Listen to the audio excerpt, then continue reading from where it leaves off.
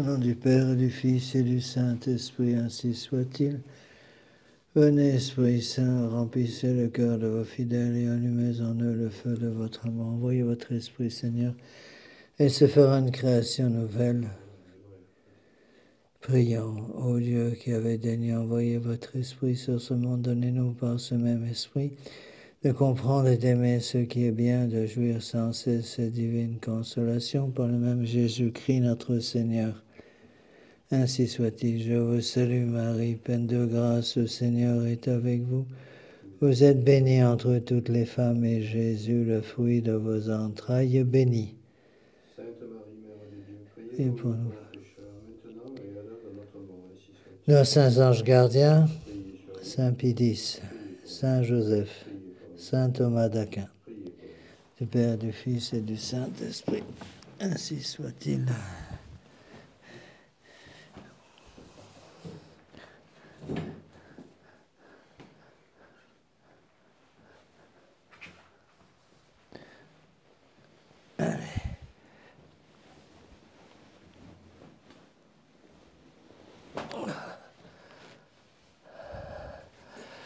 Bon, d'abord, avant que j'oublie, j'ai annulé ma visite dans le Nord pour ce mois-ci, puisque la plupart des gens que je vais voir dans le Nord seront là pour le 15 août.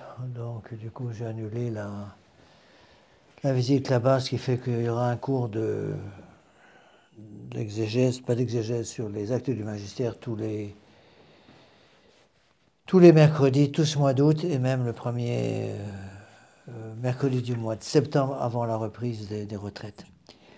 Je rappelle aussi que pour les retraites du mois de septembre et du mois d'octobre, beaucoup de personnes se sont demandé de pouvoir venir. Tout est plein. Donc, moi aussi, je ne prends plus personne. On va essayer de voir éventuellement des gens qui veulent venir et qui peuvent avoir un van aménagé, qui veulent se mettre à côté pour assister aux conférences. Il n'y a pas de problème, mais toutes les chambres sont pleines. Je rappelle aussi que pour le 15 août, donc nous attendons actuellement, j'ai une 60aine de personnes qui sont inscrites. Je sais qu'il y a d'autres personnes qui veulent venir, mais je n'ai pas encore reçu les inscriptions. Donc, pensez s'il vous plaît, pour ceux qui m'écoutent sur Internet et qui veulent se joindre à nous pour le 15 août, ils sont bien sûr les bienvenus, mais de s'inscrire pour que nous puissions nous organiser pour le repas. Alors, on retourne à cette encyclique importante du pape Léon XIII, Immortale Dei, sur la constitution chrétienne des États. Bon. J'ai expliqué la dernière fois pourquoi cette encyclique est tellement importante, parce qu'elle touche de très près, elle permet, exactement, c'est en quelque sorte une encyclique d'introduction à la grande encyclique du pape Pie XI, à savoir le Quas Primas sur le règne social de notre Seigneur Jésus-Christ. Il ne faut pas chercher à séparer les encycliques. Ça, c'est une grave erreur qu'on entend très souvent. Les gens qui découpent un peu le magistère de l'Église en rondelles de saucisson, littéralement. Et ils vont séparer soit les encycliques du même pape, soit surtout essayer de monter un pape contre un autre pape. J'ai entendu des gens, par exemple, j'ai eu une discussion assez forte, assez vive même, avec des gens qui me disaient, par exemple, Monsieur l'abbé, il y a une opposition entre une encyclique infaillible du pape Pie XI, à savoir Casti Connubii sur le mariage chrétien, et le discours de 1951 du pape Pie XII sur le conseil sur les méthodes de contrôle naturel des naissances aux sages-femmes. En fait, il ne peut pas y avoir de contradiction. Encore une fois, on ne peut pas faire une contradiction, organiser une contradiction, vouloir une contradiction entre deux textes infaillibles. Sinon, ça voudrait dire que notre Seigneur Jésus-Christ lui-même se contredit. Faire attention parce que ça arrive très, très fréquemment. On sent que les gens cherchent à monter les papes les uns contre les autres en disant ce pape est plus ferme, ce pape est moins ferme.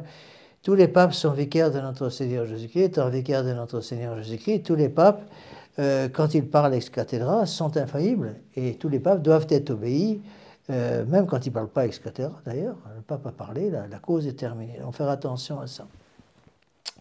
Alors, il est évident qu'il ne peut y avoir de contradiction donc, entre l'encyclique sur l'union entre la Constitution chrétienne des États Immortale Dei, Léon XIII de 1885, et l'encyclique Quas primas, je crois que c'est 1925, de Pie XI sur le règne social de notre Seigneur Jésus-Christ. En fait, l'une amène à l'autre. C'est comme si vous avez toute une série de marches d'escaliers qui se rajoutent les unes aux autres pour monter de plus en plus haut vers le paradis. Et donc, il ne faut pas vouloir opposer, par exemple, la première marche à la deuxième ou à la troisième. C'est que chaque marche correspond à une époque. Et ça ne veut pas dire que la doctrine va changer, la doctrine ne change pas, quelle que soit l'époque, mais certaines choses peuvent changer pour amener à une même vérité. Pourquoi? Parce qu'on n'explique pas les choses aujourd'hui, par exemple en 2025, comme on les expliquait au temps de saint Thomas d'Aquin, où les gens étaient beaucoup plus intelligents que nous. Et il faut tenir compte de tout ça. Alors, je vous rappelle donc Immortality, on a terminé l'introduction. Donc, je vous rappelle ce que dit le pape. Nulle société ne saurait exister sans un chef suprême. Pourquoi? Parce qu'une autorité est nécessaire aux hommes constitués en société pour les régir. L'homme étant un animal social, il est évident qu'il doit y avoir une autorité pour que la société puisse survivre. Une société sans autorité va à la banqueroute, va à la destruction complète. On ne peut pas parler de société humaine sans parler de supérieur, c'est impossible. Et c'est justement, encore une fois, l'un des gros problèmes du monde moderne, c'est que les gens veulent bien d'une société à condition que personne ne soit là pour la diriger. Or, il ne veut pas y avoir de maintien du bien commun sans une société qui, justement, s'assure que la société en tant que telle se maintient dans une voie qui permet la pratique du bien commun. Donc, je vous rappelle, je reprends les textes que j'ai déjà vus la dernière fois, je les ai déjà expliqués, donc je reviens rapidement là-dessus. Une autorité, dit le pape, est nécessaire aux hommes constitués en société pour les régir. Cette autorité procède de la nature et par suite à Dieu pour auteur. Donc, le pouvoir public ne peut venir que de Dieu. Quiconque a le droit de commander ne tient ce droit que de Dieu, chef suprême de tous. Tout pouvoir vient de Dieu. Attention, quand on dit, j'ai déjà expliqué la dernière fois, quand on dit que tout pouvoir vient de Dieu, ça ne veut pas dire que toute personne politique ayant un pouvoir politique est parfaite. Le pouvoir vient de Dieu, la notion de pouvoir vient de Dieu, même s'il peut y avoir des politiciens qui sont des pécheurs. Bon. De la même façon, c'est pas parce qu'un pape est pape que ça veut dire qu'il est impeccable. Il est infaillible quand il parle ex cathedra, dans son magistère ordinaire et dans son magistère extraordinaire, mais infaillible ne veut pas dire impeccable. Ça, encore une fois, c'est des erreurs qu'on entend. Beaucoup de gens vont beaucoup trop loin dans l'infaillibilité en disant l'infaillibilité, ça veut dire qu'un pape ne peut pas pécher. Absolument pas. Un pape peut pécher comme tout le monde, malheureusement. C'est pour ça qu'il y a un poste à Rome qui est important, c'est un vieux cardinal qui faisait ce rôle, qui avait ce rôle de confesseur du pape. Le pape a besoin de se confesser comme tout le monde. Donc il ne faut pas mélanger les choses. Impeccabilité n'est pas infaillibilité. Donc tout pouvoir vient de Dieu. La souveraineté n'est en soi nécessairement liée à aucune forme politique. Donc en soi, je dirais, l'Église catholique laisse les différents gouvernements s'organiser, ou les différentes sociétés, les différents pays s'organiser pour avoir le système politique qu'ils souhaitent, en fonction de l'histoire de ce pays. Cependant, il ne peut pas y avoir un système politique qui va contre le bien commun ou contre la justice. C'est pour ça que l'Église a toujours condamné, on verra ça plus tard, dans les Divini Redemptoris de Pie XI, l'Église a toujours condamné le communisme, l'Église a aussi condamné le capitalisme. Et ça encore, c'est des choses qu'on oublie. On entend beaucoup de gens qui par exemple, vont rappeler la condamnation du communisme par l'Église catholique, ce qui est vrai, mais qui ne veulent pas entendre parler de la condamnation du capitalisme par l'Église catholique. Quand le capital vient complètement détruire les individus, c'est condamné par l'Église. Donc les deux choses sont dangereuses. Bon. Alors, la souveraineté n'est en soi nécessairement liée à aucune forme politique. Je reprends donc ce texte avant de continuer. Elle peut fort bien s'adapter à celle-ci ou à celle-là, pourvu qu'elle soit de fait apte à l'utilité au bien commun. Donc la première condition pour qu'un pouvoir politique soit juste, c'est qu'il respecte le bien commun, le bien public. Pourquoi? Parce que l'État, la société étatique est une société parfaite, une société capable d'atteindre sa fin par elle-même sans l'aide d'autres personnes. Bon. Encore faut-il pour cela que celui qui dirige cette société veuille respecter le bien commun. Donc il y a deux conditions, rappelez-vous, j'ai expliqué la dernière fois. Donc le commandement oblige, c'est-à-dire l'autorité politique oblige, dans la mesure où elle respecte le bien public et le bien commun, et dans la mesure où aussi elle est juste, c'est-à-dire qu'elle respecte la loi naturelle. Il est évident que toute autorité établissant une loi qui soit contre la justice, contre la loi naturelle, évidemment, une telle loi n'aurait absolument aucune autorité. Donc voilà ce que dit ici le pape. Quelle que soit la forme de gouvernement, tous les chefs d'État doivent absolument avoir le regard fixé sur Dieu, souverain modérateur du monde, et dans l'accomplissement de leur mandat, le prendre pour modèle et règle. Pourquoi? Parce que notre Seigneur Jésus-Christ est roi, tout simplement. Et encore une fois, il n'est pas roi que des catholiques. Il est roi de tous les hommes. Pourquoi est-il roi de tous les hommes? J'ai déjà expliqué, mais il faut répéter ces choses à longueur de journée parce que les gens ne comprennent pas. Il est roi de tous les hommes parce que tous les hommes ont été créés par lui. Donc il ne faut pas croire que Dieu a créé simplement que les catholiques. Donc tous les hommes étant créés par Dieu, Dieu a un droit strict sur tous les hommes. Et tous les hommes ont une obligation de reconnaître leur Dieu comme créateur et comme rédempteur. Parce que non seulement Dieu a créé tous les hommes, mais il a aussi racheté tous les hommes. Puis exactement, les hommes ne peuvent se racheter que par notre Seigneur Jésus-Christ. Un musulman ne peut pas être racheté par Mahomet, bien sûr que non. Ou un bouddhiste par Bouddha, c'est du bon sens élémentaire. Bon. Donc, le chef d'État doit donc avoir le regard fixé sur Dieu, souverain modérateur du monde, parce que notre Seigneur Jésus-Christ est Christ roi. Il est roi par nature et il est roi par droit de conquête. Bon. Étant roi par droit de conquête, nous avons tous, quelle que soit notre religion, à partir du moment où nous appartenons à l'espèce humaine, tout homme a un devoir d'obéissance à l'égard de Dieu, parce que Dieu est créateur et rédempteur de tous les hommes. Donc, il a un droit d'imposer un mode d'emploi aux puissances de nos âmes. Tout homme étant homme a une âme, parce que c'est la définition d'un homme. Un homme, c'est une union d'un corps et d'une âme. Il a une âme, donc Dieu étant créateur de ces âmes, même si la personne n'est pas catholique, a un droit de donner une règle d'usage de l'intelligence, de la volonté et du irascible et du concupiscible pour maîtriser nos passions. Rappelez-vous l'évangile de dimanche dernier, par rapport au régisseur infidèle, rend compte de ta gestion. Donc cette phrase va être posée non seulement à tous les catholiques, mais aussi à tous les non-catholiques. Alors ensuite, le pape explique que Dieu a voulu que dans la société civile, il y eut une autorité dont les dépositaires fussent comme une image de la puissance que Dieu a sur le genre humain, en même temps que sa providence. Rappelez-vous, j'ai déjà expliqué la dernière fois, la phrase utilisée par les rois en France, le roi est le lieutenant du Christ. Le lieutenant du Christ. Donc le roi est d'un certain côté un vicaire au sens large. Un vicaire, c'est celui qui représente le supérieur. Ça ne veut pas dire qu'il a le droit d'en faire qu'à sa tête, il représente le supérieur, il a un devoir, et Dieu a des droits sur nous, et donc a le pouvoir de nous obliger à suivre ses lois. Donc, deux conditions, dit le pape Pie XII. Premièrement, le commandement doit être juste, c'est-à-dire suivant la loi naturelle.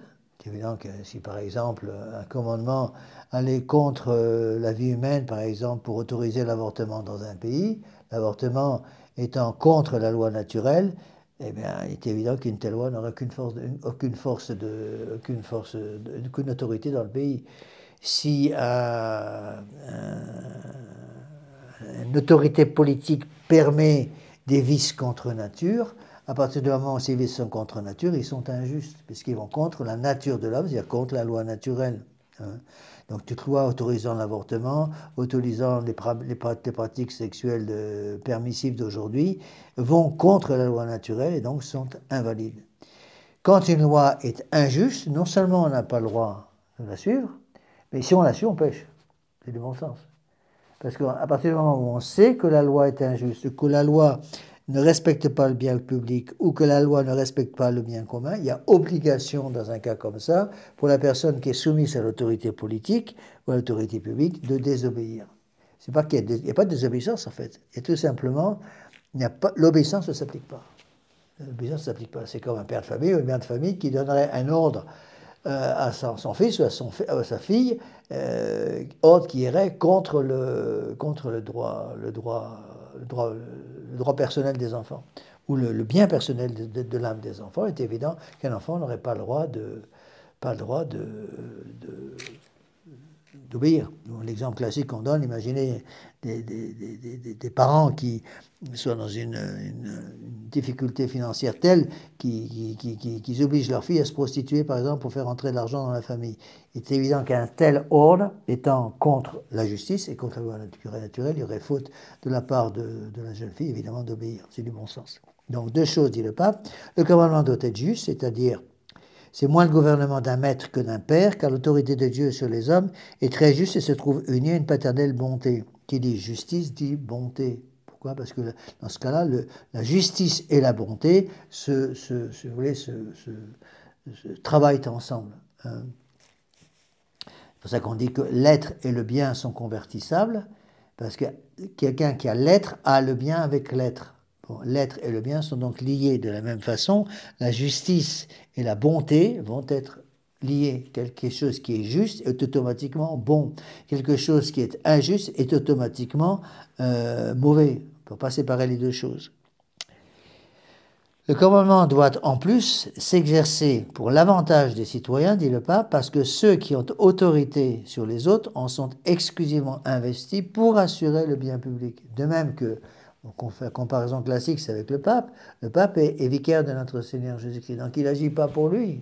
Le pape n'a pas le droit donc de considérer le dépôt de la foi comme lui appartenant propre. Le dépôt de la foi ne lui appartient pas. Le dépôt de la foi appartient à Dieu. Et encore une fois, on retrouve le magnifique évangile de dimanche dernier, je prêchais là-dessus dimanche dernier, le régisseur, il n'est pas propriétaire des biens qu'il doit protéger. Il n'est pas propriétaire, il est gestionnaire. C'est-à-dire ces biens ne lui appartiennent pas. Donc de la même façon, les trois biens que le bon Dieu nous donne, à savoir les biens du corps, les biens de l'âme et les biens matériels, nous sont donnés comme des moyens pour atteindre une fin. Encore une fois, reprenons pour ceux qui ont fait les exercices Saint-Ignace, c'est le début des exercices. Saint-Ignace l'explique très bien, qu'on a le droit d'utiliser les créatures qui sont autour de nous, dans la mesure où ces créatures nous aident à atteindre la fin pour laquelle on est créé. Bon.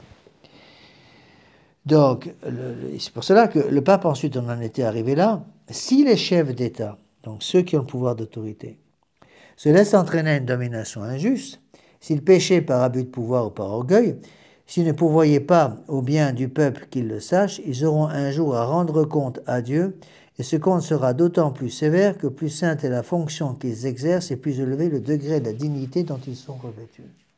Donc Dieu a quelque chose à dire en matière politique. En ce moment, je suis en train de lire Rohrbacher, l'histoire de l'église de Rohrbacher. Je suis au VIe siècle.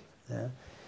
Et je suis en train de... Rohrbacher est très très intéressant parce que justement il suit tous les papes et surtout il prend beaucoup les exemples des exemples des saints. Et c'est extraordinaire de voir qu'on est tout à fait au début du christianisme en Europe, surtout en France, et il montre comment un certain nombre de très grands rois, ici par exemple le roi d'Agobert, qui sont des rois peu connus, arrivaient à faire des choses extraordinaires parce qu'ils étaient entourés de saints. Ils n'étaient pas forcément eux-mêmes saints, mais ils étaient entourés de conseillers politiques qui étaient des évêques. Les évêques, l'évêque, quand un roi avait une capitale, par exemple Paris en France, ou Lutèce à l'époque, bon, il est évident que l'évêque de Paris avait un droit de contrôle sur la politique pour être sûr justement que cette politique était juste et respectant le bien public. Donc on voit très bien qu'au début de l'histoire de l'Église, après la conversion de Clovis, l'évêque avait un droit de contrôle sur ce qui se passait dans le gouvernement. Et si le gouvernement était sage, il allait prendre conseil auprès de ses rois, et auprès de ces évêques qui étaient canonisés. Et Rohrbacher donne une liste absolument invraisemblable. Il explique que pratiquement tous les évêques du nord de la France étaient pratiquement tous canonisés. Vous avez dû entendre parler de ces saints comme par exemple il y avait Saint Didier, il y avait tous ces saints du Saint-Éloi, Saint-Rémy c'était avant, Saint-Éloi, tous ces grands saints qui avaient été les grandes villes de l'époque, enfin les villes de l'époque, si vous voulez, dans le nord de la France, ils étaient pratiquement tous canonisés, sont tous canonisés, et ils avaient une influence énorme pour justement permettre à ce que le bien commun catholique soit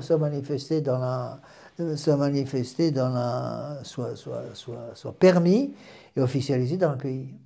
Et lorsque le roi avait compris que cette bonne influence des saints autour de lui, de ses évêques, c'était pratiquement tous des évêques saints autour de lui, à ce moment-là, non seulement il n'avait pas à craindre l'autorité de ses évêques, mais il se rendait compte que ses évêques allaient l'aider à pouvoir asseoir son autorité politique.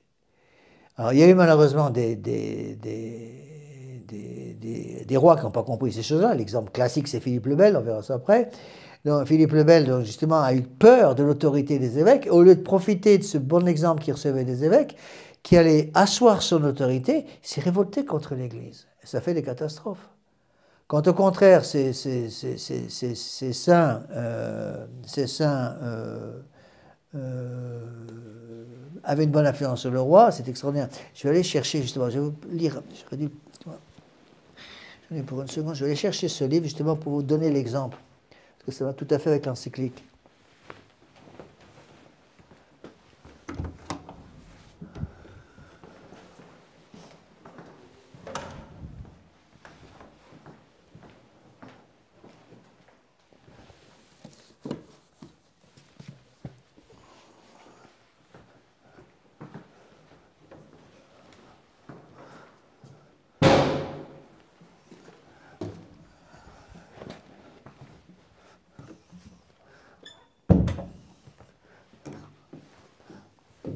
Excusez-moi, j'aurais dû penser à le sortir.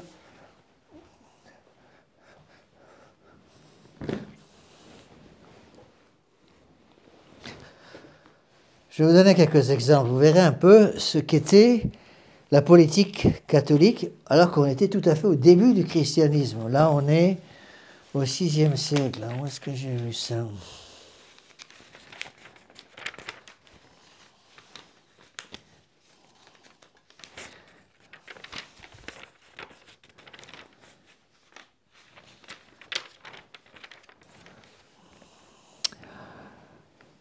Voilà un exemple que donne Rohrbacher. Donc Rohrbacher, il a écrit autour des années 1860. C'est les deux grands historiens catholiques, Rohrbacher et Darras. Bon, ils sont tous les deux excellents. Mais voilà un petit peu ce qu'il y a. Là, il parle de la...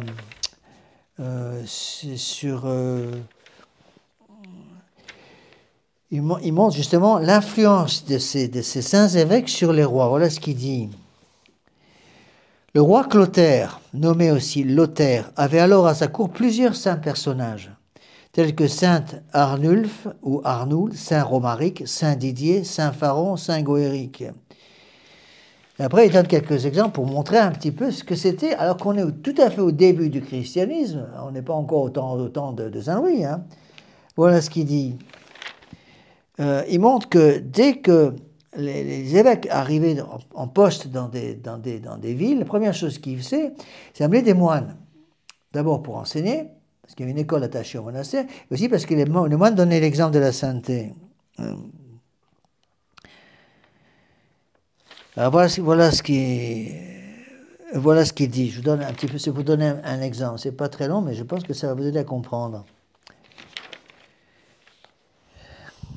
Donc, nous avons vu qu'en passant à Meaux, Saint Colomban, encore un saint de cette région-là, surtout de l'Allemagne aussi, Saint Colomban bénit la maison d'un seigneur nommé Charles Chagneric. Cette bénédiction porta bonheur à ses enfants qui parvinrent tous à une grande sainteté. L'un d'eux, Saint Pharon, après s'être distingué par ses vertus à la cour de Théodébert et de Clotaire, devint évêque de Meaux, où il fonda le monastère de Sainte-Croix pour servir d'hospice aux Anglais et aux Irlandais, parce que quand Saint Colomban aussi travaillait en Angleterre, qui dès lors aimait fort à voyager. Il reçut entre autres l'Irlandais Saint Fiacre et lui donna un ermitage à des lieux de la ville. Saint Chagnoald, frère de Saint Pharon, fut tiré du monastère de Luxeuil pour être fait évêque de Laon. Leur frère Saint Valdebert fut le troisième abbé de Luxeuil. Leur sœur Sainte Phare fonda un monastère dont elle fut la première abbesse, et qui subsista jusque dans ses derniers temps sous le nom de Phare-Moutier au monastère de Sainte Phare. Les anciens la nomment Burgondophare, comme qui dirait noble Burgonde. Et non seulement il y avait des évêques, mais les évêques aussi veillaient au grain dans les monastères. Il y a eu des abbesses, qui avaient même des abbesses extraordinaires, qui avaient même autorité sur les monastères d'hommes. C'est extraordinaire. Le monastère de Luxeuil, par exemple, je crois que c'est dans les Vosges, Luxeuil, j'aurais dû vérifier, c'est dans ce coin-là. Le monastère de Luxeuil fait un séminaire de saints évêques, de saints religieux, de saints missionnaires. Outre ceux que nous avons déjà nommés, on en tira Saint Donat, évêque de Besançon, Saint Ragnacaire d'Eau et de Basse, Saint Achave de Noyon de Tournai, Saint Odomère ou Homère de Boulogne et de Thérouanne. Parmi les saints missionnaires fut Saint Valéry. Et il donne comme ça la liste de tous ces saints. Quand on avait besoin d'un évêque, on allait chercher des moines qui étaient en fin de vie monastique, qui avaient 40 ans de vie monastique, qui avaient 60-65 ans, qui étaient confins en sainteté, qui ne demandaient qu'une seule chose, c'est à continuer de manger leurs patates bouillies une fois par jour. Ils les tiraient du monastère et les nommaient, que ça leur plaise ou non, évêques. Très souvent, le pape était obligé de donner des ordres formels parce que les moines ne voulaient pas sortir de la monastère du tout. D'accord ? Alors... oui, on avait l'impression que c'était des familles de saints, c'est ça qui est extraordinaire. Encore d'autres exemples. Saint Modoal de Trèves était issu d'une famille où la sainteté n'était pas moins héréditaire que la noblesse. Frère de Sainte Hite et de Saint Sévère, beau-frère de Saint Pépin, oncle de Sainte Gertrude et de Sainte Bègue. Il donna à sa famille des exemples de vertu aussi édifiants que ceux qui la recevaient. Il fut élu évêque de Trèves après la mort de Saint Sebaud. Il fit bâtir sous la Moselle un monastère de filles en honneur de Saint Symphorien et il y établit pour la première abbesse Sainte Sévère. Oui, il fait ça vraiment en famille. Et tout était comme ça. Je pourrais donner des exemples. Pour ceux que ça intéresse, je conseille beaucoup, ça c'est le livre 48 de Rohrbacher. D'accord ? Autre exemple, en Angleterre, après la mort de Saint-Augustin, Saint-Augustin de Canterbury, c'est pas Saint-Augustin, le fils de Sainte-Hélène. En Angleterre, après la mort de Saint-Augustin, premier archevêque de Canterbury, son successeur Saint-Laurent continua de travailler avec un grand zèle à l'accroissement de cette nouvelle église. Le pape envoyait un évêque, qui étaient des gens qui avaient une force de volonté incroyable. Bon, il commençait par arriver dans le pays où il n'y avait que des païens. La première chose qu'il faisait, c'était abattre les idoles. Donc en général, il y avait des bois sacrés, donc il prenait une hache, il coupait le chêne centenaire ou le chêne sacré du coin. Évidemment, il ne se faisait pas avec des amis. Alors, heureusement, le bon Dieu leur avait donné le don des miracles. Alors, il faisait des miracles à l'appel, ce qui aidait quand même pas mal pour la conversion. Donc, ils arrivaient très souvent, grâce à ces miracles, à convertir les rois. Et les rois avaient compris que les évêques avaient une autorité extraordinaire, c'est tout encyclique qu'on explique là, avaient une autorité naturelle et surnaturelle extraordinaire, et qu'ils allaient renforcer considérablement leur propre autorité royale en ayant comme conseiller des saints. Et ils prenaient comme conseiller, comme ministre des saints évêques qui devenaient les conseillers des rois. Voyez. Alors, après, il donne des exemples. Alors, c'est très intéressant, j'ai pas le temps de tout expliquer, mais c'est grâce, si vous voulez, à cette union entre l'Église et l'État. On le voit très bien. Ça, c'est le Moyen-Âge. Hein. Le Moyen-Âge, c'est l'union de l'Église et de l'État. Et ça permet de comprendre pourquoi la révolution qui va arriver en 1789 n'aura de cesse de couper cette union entre l'Église et l'État. Il fallait opposer l'Église et l'État. Parce que lorsqu'il y a une union entre l'Église et l'État, puisque c'est le sujet de l'encyclique, rappelez-vous, la constitution chrétienne des États, lorsqu'il y avait des évêques qui avaient une bonne influence sur le roi était intéressé par ça. Je dirais même, s'il n'était pas intéressé pour les bonnes raisons, c'est-à-dire à savoir sauver son âme, il était intéressé pour avoir la paix politique dans son pays, parce qu'il avait vite compris qu'avec l'influence des évêques, Du coup, les chevaliers allaient se tenir tranquilles, les princes locaux allaient se tenir tranquilles, parce que l'influence de l'Église allait faire que les princes locaux, les seigneurs locaux, allaient voir l'autorité de Dieu derrière l'autorité de l'évêque. Et donc, il valait mieux se mettre l'évêque dans la poche. En plus de ça, à l'époque, ça ne traînait pas. Hein, quand Rorbacher explique justement toute une série de cas de saints qui commençaient à être fatigués de leur épouse, qui allaient en prendre une autre. Je vous assure que c'était vite réglé, hein, parce qu'à ce moment-là, je l'ai déjà expliqué la dernière fois, l'évêque prenait les choses en main et excommuniait littéralement le prince pour l'obliger à suivre la bonne doctrine. D'accord ? Alors, on voit très bien que toute l'Europe chrétienne a été formée avec ça. Toute l'Europe chrétienne a été formée par cette union qui existait entre l'Église et l'État. Alors attention, ce n'était pas le rôle de l'évêque de prendre le contrôle de l'État. L'évêque n'était pas le roi de l'État, mais il avait une influence sur le roi de l'État pour rappeler au roi en question qu'il avait un devoir par rapport à la loi naturelle et par rapport à la loi divine. D'accord ? Si le chef d'État, dit le pape Léon XIII, si le chef d'État se laissait entraîner à une domination injuste, s'il péchait par abus de pouvoir ou par orgueil, s'il ne pourvoyait pas au bien du peuple, qu'ils le sachent, ils auront un jour à rendre compte à Dieu, et ce compte sera d'autant plus sévère que la plus sainte est la fonction qu'ils exercent est plus élevée, d'autant plus sévère que plus sainte est la fonction qu'ils exercent et plus élevé le degré de la dignité dont ils sont revêtus. Vous voyez ? Alors évidemment, comme tous ces évêques avaient reçu de Dieu le privilège de pouvoir faire des miracles, ça arrangeait bien les choses. Parce qu'il y a eu des tas de miracles pour arriver à convertir ces rois. Il y a eu aussi beaucoup de conversions de rois. Par exemple, c'est intéressant dans Rorbacher, c'est expliquer comment les évêques influençaient les rois pour... parce que parfois, ils avaient du mal à convertir le roi qui était sur place lorsqu'ils arrivaient. Mais ce qu'ils allaient essayer de faire, c'est de convertir les enfants qui arrivaient après. C'est-à-dire, le roi était sur place, était resté un païen, mais il avait un fils qui allait prendre sa succession. Et qu'est-ce qu'allait faire l'évêque ? L'évêque allait s'arranger pour présenter comme future reine une catholique fervente. Ou pousser, il y a des histoires extraordinaires, où l'évêque poussait le roi a demandé comme épouse de son fils une princesse très catholique. Et dans bien des cas, le roi qui voyait les catastrophes dans les mariages de son genre à cause des guerres et tout ça, au contraire, il voulait une stabilité. Et donc, il suivait le conseil du roi et il allait demander la main de cette princesse pour son fils. Et l'évêque était bien sûr dans la combine. Et la famille exigeait, en disant, nous ne donnerons pas la main de notre fille à un païen. Donc, vous voulez la main de notre fille pour votre fils, il faut peut-être qu'il devienne catholique, après on discute. Eh bien, dans bien des cas, le fils devenait catholique pour pouvoir épouser la princesse. Et la princesse, après, avait une influence considérable, parce qu'en général, elle était dirigée spirituellement par l'évêque. Elle avait une influence considérable pour, après, amener le catholicisme dans tout le pays par l'intermédiaire de la conversion de son mari. Vous avez des princesses comme ça qui ont fait un travail extraordinaire. Vous avez entendu parler, je suis sûr, de Sainte Geneviève ou de toutes ces princesses qui ont, à commencer par la femme de Clovis. La femme de Clovis, dont j'ai oublié le nom encore une fois, excusez-moi, mais j'ai toujours autant de... Comment s'appelle la femme de Clovis ? Sainte Clotilde. Sainte Clotilde, reine de France, elle a obtenu la conversion de son fils.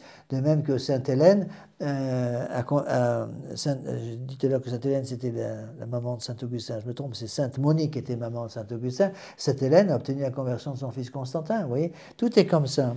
Mais toujours la même chose, cette force politique contrôlée par l'Église dans la partie qui relève des âmes ne pouvait obliger que s'il y avait la justice par rapport à la loi naturelle et le respect du bien commun. Voyez ? Donc deux choses, dit le pape. Première chose, le commandement doit être juste. Deuxièmement, il faut assurer le bien public. Exclusivement, il doit d'ailleurs s'exercer pour l'avantage des citoyens parce que ceux qui ont autorité sur les autres en sont exclusivement investis pour assurer le bien public. De même qu'un pape n'est pas pape pour lui, il est pape pour l'Église. Donc ce rôle, c'est de garder le dépôt de la foi qui ne lui appartient pas et qui n'appartient pas au pape. Hein, le pape n'est pas successeur de notre Seigneur Jésus-Christ, le pape est représentant de notre Seigneur Jésus-Christ. Il ne faut pas tout mélanger. Là, c'était pareil, vous voyez. Et lorsque on avait des princes qui se convertissaient vraiment, l'exemple typique c'est Clovis, la conversion du roi Clovis, ça entraînait la conversion de tout le pays, parce qu'en général, les gens de l'époque avaient la religion du prince. Si le prince perdait la foi, c'est pour ça que l'Église faisait extrêmement attention à ce que les princes donnent le bon exemple. Ils expliquaient par l'intermédiaire des évêques, vous avez une autorité, votre autorité vous est donnée par Dieu, conférée par Dieu parce que toute autorité vient de Dieu, cette autorité vous est conférée pour donner le bon exemple. Et donc, à partir du moment où vous donnez le bon exemple comme chrétien à votre peuple, vous serez un bon roi et nous vous soutenons comme évêque. Mais si vous commencez à faire le zouave et à utiliser votre autorité contre la loi naturelle, contre le bien commun, contre la justice, à ce moment-là, vous allez commencer à donner le mauvais exemple à votre peuple, et on va tomber un péché de scandale. Et les rois, les évêques étaient extrêmement fermes dans ce domaine-là. Regardez ce qui s'est passé, par exemple, l'exemple typique qu'on peut donner, je pense, de ce genre de choses, c'est l'exemple d'Henri VIII en Angleterre. Henri VIII était un très bon catholique au début, et on appelait l'Angleterre l'île des saints, S-A-I-N-T-S, à cause du nombre de saints qu'il y avait là-bas. Eh bien, lorsque malheureusement il s'est fait, Henri VIII a commencé à suivre des mauvais conseils, immédiatement, si vous voulez, les évêques catholiques n'ont pas pu continuer leur bonne influence sur le roi, et ça a entraîné la disgrâce de tout le pays. Et le pays est parti complètement dans l'hérésie, pas simplement le roi en tant que personne privée, mais avec tout le pays. Tout le pays est devenu protestant. Hein.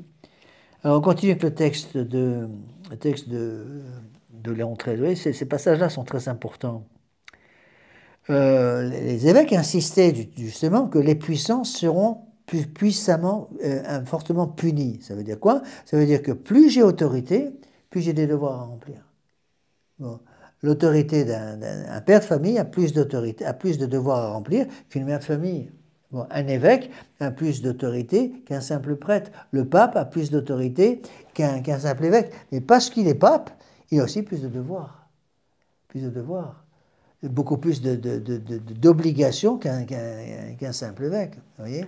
Donc, on est sur la terre pour remplir nos obligations. L'homme a été créé pour louer, honorer et servir Dieu par ce moyen, sauver son âme. Ça veut dire quoi? Ça veut dire que l'homme a des devoirs. Vous voyez? Et là, on voit très bien comment, dans le monde moderne, ils ont complètement changé ça pour essayer de faire croire aux gens que l'autorité politique a d'abord des droits. Et si vous supprimez les droits de l'autorité politique de ses devoirs, c'est pour vous détruisez complètement le pays. C'est ce qui se passe actuellement. Voilà le texte. De cette manière, dit le pape Léon XIII, la suprématie du commandement entraînera l'hommage volontaire du respect des sujets. Et respect des sujets. Regardez par exemple ce qui s'est passé lorsque Saint-Louis est arrivé au pouvoir royal. Il était encore un enfant. Donc c'est sa mère, Blanche de Castille, qui l'a secondé pour faire la régente, si vous voulez, mais elle n'a pas arrêté de se battre contre tous les petits seigneurs qui, voyant que le roi était un enfant, commençaient à vouloir faire cavalier seul. Et elle a tout de suite fait consacrer son enfant, qui est encore très jeune, roi de France, par l'évêque de Reims, pour justement couper l'herbe sous les pieds des roitelets qui voulaient absolument, les princes locaux, qui voulaient s'émanciper de l'autorité royale. Et dans la mesure où tous ces princes se sont émancipés de l'autorité royale, ça a donné l'indépendance de tous ces gens-là, ça a donné le protestantisme. C'est ce qu'a fait Luther. Qu'est-ce qu'il a fait Luther? A commencé à pousser les princes allemands de Rhénanie et en Allemagne contre l'autorité, pour que chaque prince puisse devenir sa propre autorité. Et à ce moment-là, c'est la disparition de la notion de devoir. On ne croit plus qu'à nos droits. C'est ça qui a provoqué la Révolution. La première cause de la Révolution, c'est le fait que la noblesse a voulu défendre ses droits et a complètement oublié leur obligation de devoir par rapport au bien commun. D'accord?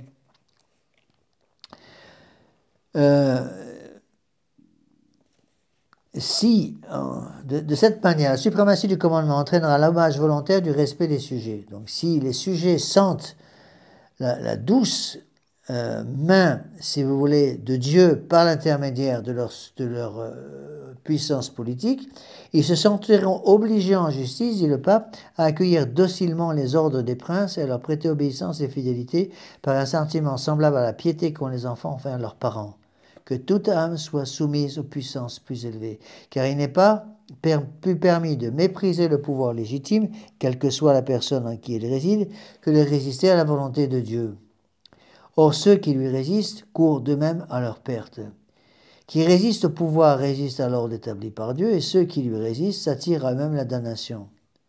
Ainsi donc, dit le pape, secouer l'obéissance et révolutionner la société par le moyen de la sédition, c'est un crime de lèse-majesté non seulement humaine mais divine. Il est très intéressant de voir que le protestantisme,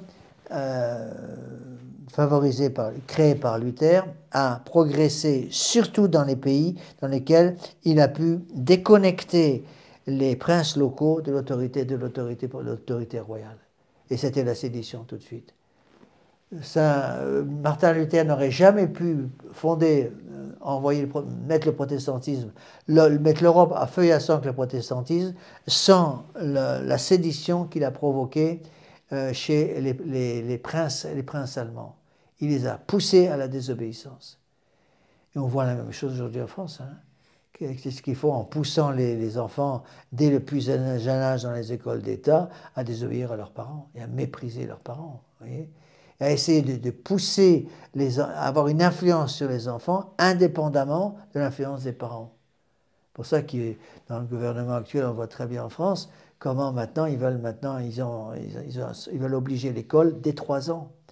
Pourquoi? Parce qu'ils veulent absolument pouvoir mettre ces idées modernes dans la tête des petits, à savoir, vous n'avez pas à obéir à vos parents n'ont rien à vous dire, vos parents n'ont rien à faire, ils n'ont pas le droit de vous toucher, s'ils vous donnent une moindre claque, venez vite se plaindre à nous, nous allons vous protéger, vous ôter la famille de vos parents pour pouvoir avoir une bonne influence sur vous. En fait, c'est une influence. Ils ne disent pas quand même qu'ils vont les retirer de leurs parents parce que ça ferait peur aux enfants.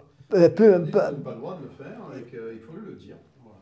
Oui, mais attention, les enfants le savent. Les enfants le savent parce qu'ils parlent entre eux. Et les gouvernements, c'est très net en France en tout cas, vont essayer de faire comprendre, de faire croire aux enfants que d'être sous l'autorité de leurs parents, c'est quelque chose d'inadmissible. Qu'ils sont libres et qui n'ont pas à obéir à leurs parents. Bon. Et moi, je me rappelle quand j'étais dans une école dans le nord de la France, près d'Arras, comme professeur, l'État nous obligeait de mettre un papier dans une salle, un couloir dans lequel tous les enfants passaient, c'est un papier avec des grosses lettres pour dire si vous êtes sujet de violence de la part d'un de vos supérieurs ici à l'école, veuillez appeler immédiatement tel numéro de téléphone. Et quand il y avait des visites d'inspection, la première chose que faisait l'inspecteur, c'était de vérifier que ce papier était toujours en place, pour que les enfants puissent se plaindre très facilement. Et vous aviez toujours et c'était le drame justement de ces enfants qui souvent pendant les vacances rencontraient d'autres enfants qui étaient eux dans les écoles complètement modernes, et quand ils racontaient un petit peu ce qui se passait dans les écoles catholiques, de tradition, les autres enfants, leurs petits copains qui étaient eux dans le milieu complètement athée, leur disaient mais vous ne pouvez pas accepter ça, vous n'avez pas, il ne faut pas accepter une autorité au-dessus de vous. Vous faites ce que vous voulez, vous organisez les choses comme vous voulez. Les professeurs n'ont rien à vous dire, ils ont pas à vous obliger à croire quoi que ce soit qui vienne d'eux. Vous voyez, c'est ça le. C'est ça le drame. Je vous ai déjà raconté plusieurs fois cette histoire de cette petite qui avait une dizaine d'années à l'école dans le nord des États-Unis que les dominicaines enseignantes de Fonjo venaient de créer, ou de Saint-Pré, je ne sais plus lequel des deux, avaient commencé à créer dans l'Idaho, je crois que c'était dans l'Idaho. La petite de 10 ans, dès que la professeure lui avait fait, une religieuse lui avait fait une remarque, est montée sur la chaise pour être au même niveau que la professeure, qui venait lui mettre un 0, et lui a dit « Vous n'avez pas le droit de me dire quoi que ce soit, nous sommes égales ». Eh bien, dans le monde moderne, c'est impossible de faire ça dans le monde d'aujourd'hui, même dans une école catholique, parce que l'enfant va être poussé immédiatement à téléphoner justement à ces numéros qui sont obligés d'afficher pour se plaindre contre le professeur. Et systématiquement, c'est l'enfant qui est défendu par rapport au professeur. D'accord ? La société politique, dit le pape Léon XIII, étant fondée sur ces principes, il est évident qu'elle doit, sans faillir, accomplir par un culte public les nombreux et importants devoirs qui l'unissent à Dieu. Vous voyez ? Donc on voit très bien là comment l'État et l'Église doivent être unis. On ne peut pas séparer les deux choses. Et tout le travail de la Révolution et tout le travail de préparation à la Révolution, ça c'est tout le boulot qui a été fait par Voltaire, a été de détruire la confiance que le peuple avait dans leurs évêques. Confiance qu'ils avaient dans l'autorité de l'Église pour que l'Église ne puisse plus imposer quoi que ce soit. Et ça va aboutir évidemment à la séparation entre l'Église et l'État. N'oubliez pas que les premières personnes qui sont passées sous la guillotine sont tous ces religieux.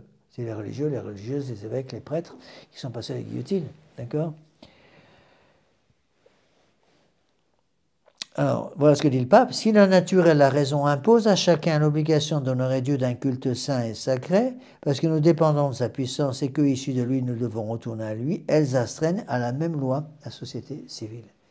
Il y a la société civile et la société religieuse, l'évêque et le prince politique, tous les deux doivent sauver leurs âmes. Pour pouvoir sauver leurs âmes, il faut qu'ils, chacun dans son domaine, dans le domaine religieux pour le bien commun spirituel, dans le domaine politique pour le bien commun temporel, les deux doivent aider le peuple à pouvoir se mouvoir dans le bien. Rappelez-vous la définition de Léon XIII. Vous voyez ?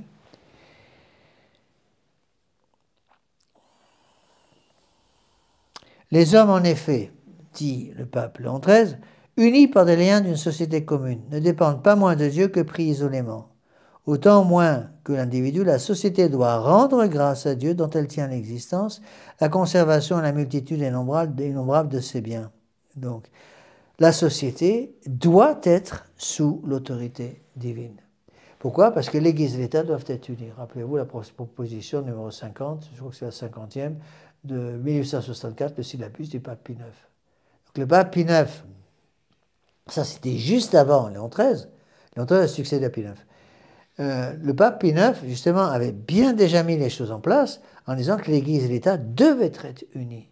Ce qui ne veut pas dire que l'Église doit détruire l'autorité de l'État. Ça ne veut pas dire que le prince, que l'évêque a un droit tel sur l'État qu'il va empêcher le prince d'agir et va prendre son travail, va prendre son rôle. Ce n'est pas ça du tout. Il y a union de l'Église et de l'État. Union, ça ne veut pas dire contrôle de l'État par l'Église. Ça ne veut pas dire ça du tout. Union, ça veut dire que dans tous les domaines, que ce soit l'État ou que ce soit l'Église, les deux sociétés parfaites, l'Église et l'État, doivent amener les gens au ciel. Et donc, l'évêque doit vérifier que la politique de l'État permet aux gens de vivre dans un chemin qui peut les mener au ciel, les permet de se mouvoir dans le bien. On voit très bien, je vous l'ai déjà souvent dit, on le voit très bien aujourd'hui, comment il n'est plus possible aujourd'hui pour les jeunes de se mouvoir dans le bien. Et on s'arrange pour que les gens respirent le vice par tous les pores de leur peau. Vous voyez ? Alors, on a un peu l'impression, évidemment, aujourd'hui qu'on crie dans le désert parce que les gens ne comprennent plus toutes ces choses-là. Cependant, il y a encore un espoir. Je vais raconter, vous savez, j'ai expliqué ça hier, mais moi, ça m'a beaucoup frappé. Hier, j'ai pris une journée de vacances. Je suis allé faire de la montagne. Mes genoux tout cagneux. Je suis allé au lac de Soulsem, à côté de Tarascon-sur-Ariège, en Ariège. Et je suis allé faire une balade de 4 heures dans la montagne. Et j'étais en train de revenir, et au-dessus, il y avait un chemin beaucoup plus haut que le mien, beaucoup plus difficile, un chemin de seul. Moi, j'étais sur une espèce de piste forestière pour pouvoir marcher avec mes cannes, sans me casser la figure. Il y a 2 jeunes que je connais, ni d'Ève ni d'Adam, qui avaient 17 ans, entre 16 et 17 ans à peu près, qui m'ont vu en soutane. J'étais en soutane, évidemment. qui m'ont vu en soutane, qui ont dégringolé la pente pour venir simplement me saluer. Monsieur l'abbé, mon père m'ont dit, on vous a vu en soutane, vous êtes prêtre, on est venu vous saluer, c'est tout. Des jeunes de 16-17 ans qui étaient de pareil, moi ça m'a sidéré, ça m'a rendu confiance un peu au monde moderne. Bon. Et après, en revenant juste avant d'arriver à la voiture, pareil, j'étais sur ce chemin, on arrivait près du parking, il y avait pas mal de monde. Il y a encore un monsieur que je connaissais ni Adam qui est venu me voir pour me féliciter d'être en soutane. Et se dit peut-être que c'était même pas un catholique, c'est possible. Vous voyez? Vous pouvez passer. Oui. Pour ça il faut arriver, c'est ça peut-être le plus dur, arriver à remettre dans l'esprit des gens cette nécessité de l'union de l'Église et de l'État.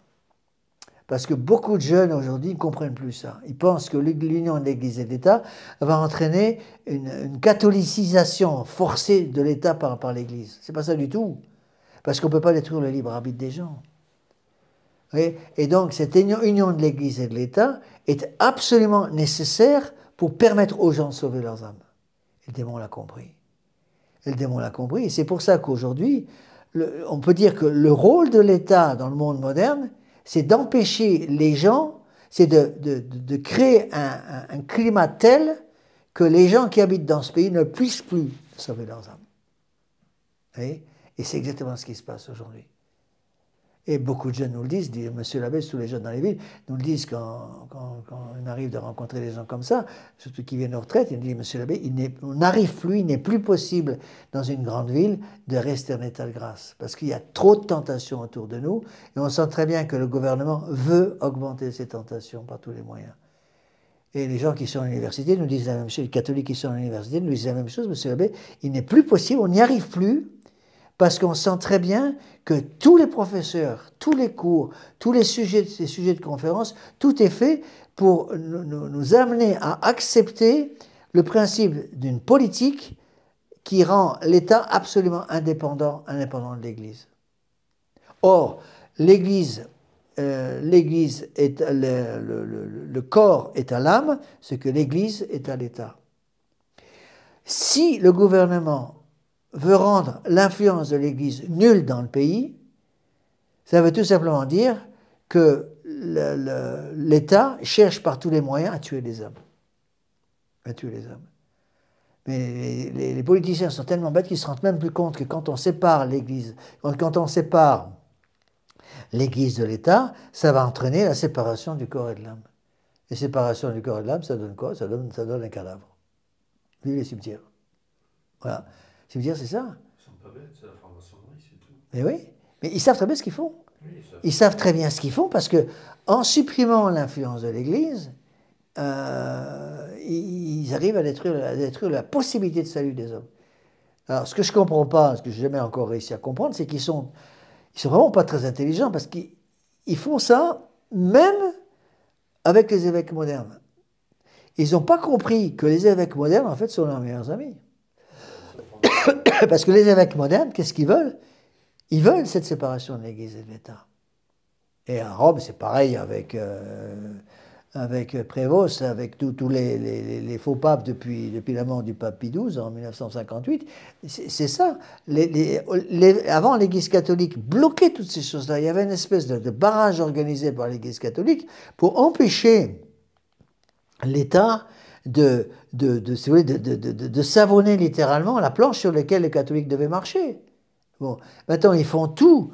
Justement, ils poussent les gens au vice, surtout au vice. C'est pour ça qu'il y a tous les vices contre nature qui vont intervenir là-dedans. Parce que les vices contre nature vont empêcher la loi naturelle d'agir. N'oubliez pas que le pouvoir politique, dit le pape Léon XIII, doit être juste et doit assurer le bien public, justement par l'application de la loi naturelle. Donc la meilleure façon d'avoir un pouvoir politique injuste qui détruit le bien public et le bien commun, c'est de pousser les membres de l'État politique, les membres des gens qui habitent dans ce pays, à vivre dans les lois contre nature, dans les péchés contre nature. Parce que les péchés contre nature ont comme conséquence d'arracher complètement les rejetons qui pourraient redonner un principe catholique. Vous voyez? Et ça, c'est quelque chose de difficile à comprendre. Et là, on a une des parties clés de l'encyclique. Je relis cette phrase. Les hommes, donc, en effet, unis par les liens d'une société commune, ne dépendent pas moins de Dieu que pris isolément. Autant ou moins que l'individu, la société doit rendre grâce à Dieu, dont elle tient l'existence, sa conservation, la multitude innombrable de ses biens. C'est à tel point que j'ai remarqué qu'aujourd'hui, même si vous posez la question à des jeunes qui vont même à la messe traditionnelle, posez-leur la question comme ça. Est-ce que l'Église et l'État doivent être unis? Réponse de la plupart de ces jeunes, non, on n'est plus au Moyen-Âge. Parce qu'ils voient l'État comme il est actuellement. Oui, mais parce que l'Église étant déjà bien abîmée. C'est sûr, et c'est pas l'Église qui est abîmée. C'est pas l'Église qui est abîmée, attention, qui est abîmée, c'est des hommes d'Église. Et il faut quand même garder le principe. Le problème, c'est qu'ils voient toute la corruption de l'État, ils voient toute la corruption des hommes d'Église, et ils se disent, l'union de l'Église et de l'État est devenue impossible, et n'est pas souhaitable à cause de ça. Le problème, c'est d'arriver à rappeler à ces jeunes la nécessité de garder le principe. Il faut garder le principe de l'union de l'Église et de l'État. L'Église et de l'État. Et là, on tombe, si vous voulez, c'est une des deuxièmes... Il y a deux conséquences essentielles de ce genre de doctrine ici défendue par le pape Léon XIII. La première, c'est que, je vous l'ai dit, cette encyclique, donc, sur la constitution chrétienne des États, veut permettre le règne social de notre Seigneur Jésus-Christ. La deuxième conséquence de cette doctrine, c'est que ça va éliminer complètement le faux principe, l'hérésie de la liberté de conscience. Et c'est là, c'est très intéressant de voir que dans l'encyclique de préparation de l'encyclique de Immortale Dei, j'ai déjà expliqué que comme préparation d'Immortale Dei, qu'est-ce que vous avez? Vous avez Conta Cural Syllabus, 1864. Immortale Dei sur la constitution chrétienne des États, ça c'est 1885.